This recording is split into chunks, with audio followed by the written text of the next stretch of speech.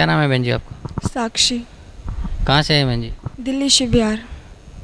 आपका क्या नाम है? भक्ति विवेक दास। कौन सी क्लास में पढ़ते हैं आप? मैंने +2 के एग्ज़ाम दिए। बहन जी, संत रामपाल जी महाराज की शरण में आने से पहले आप कौन सी भक्ति करते थे? हम पहले देवी देवताओं की पूजा करते थे, सोमवार के व्रत रखते थे, शिव जी की पूजा करते थे। जैसा टीवी में देख लिया जिसकी पिक्चर प्रोग्राम, उसी के पीछे मतलब उसी के दीवाने हो जाते थे, उसी की भक्ति करने लगते थे। तो उन सब भक्तियों का आपको क्या लाभ मिला?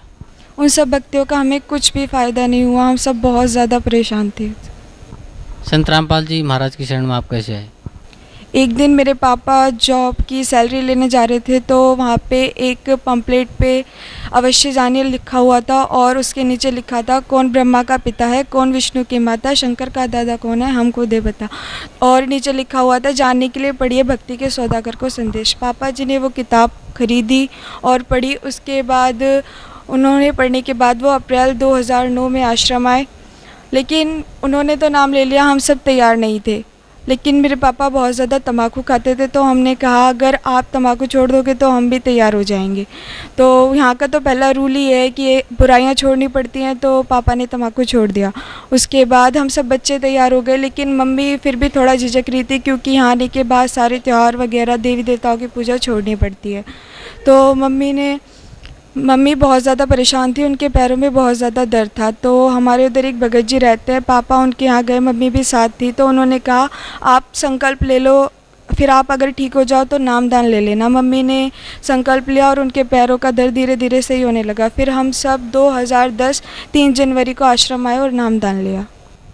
तो बहन जी, जैसे आप पहले भक्ति करते थे उससे आपको कोई लाभ नहीं मिला, और संत रामपाल जी महाराज से आपने नाम उपदेश लिया था, आपको बहुत से सुख हुए, तो भक्त समाज को आप क्या संदेश देना चाहते हैं?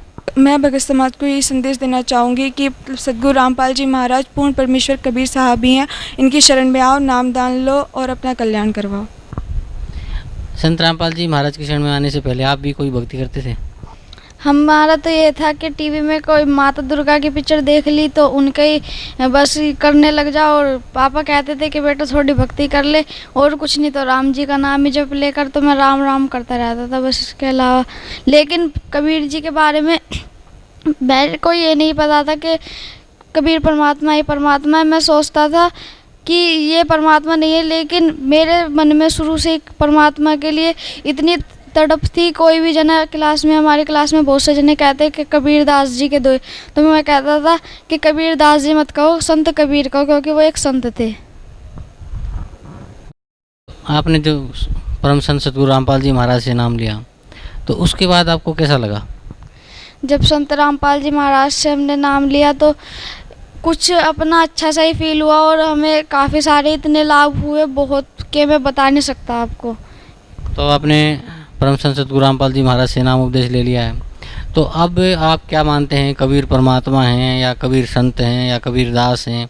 आप क्या मानते हैं कबीर परमात्मा को?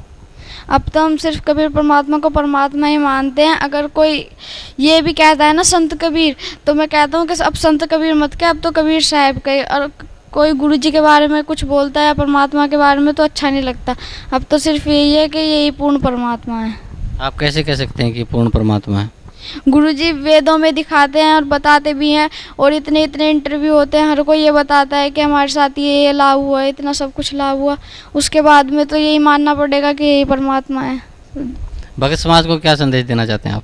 हम भक्त समाज को ये संदेश देना चाहेंगे कि जितने भी इस काल के लोक में जितने भी झूठे गुरु हैं, इन सबको छोड़ दो, और हरियाणा में सतलोक आश्रम बरवाला में संत रामपाल जी महाराज के पास आकर नाम दीक्षा लो और अपना मोक्ष कराओ। आपके पूज्य गुरुदेव संत रामपाल जी महाराज ने दुनिया के सभी संतों महंतों को शास्त्रार्थ के लिए आमंत्रित किया हुआ है, तो आपको कैसा लगता है? हमें अच्छा लगता है, लेकिन क्या होता है कि जब और गुरु ये देखते हैं कि हर कोई स्वीकार ही नहीं करता है कि गुरु जी से ज्ञान चर्चा करने के लिए कोई ज्ञान चर्चा करने के लिए आता है, तो उसको हार के जाना पड़ता है। इसलिए कोई ज्ञान चर्चा करने के लिए आते ही नहीं है। लेकिन मेरे को बहुत अच्छा लगता है कि गुरु जी ने सबको ये चुनौती दी है। जी धन्यवाद आपका, बहुत बहुत।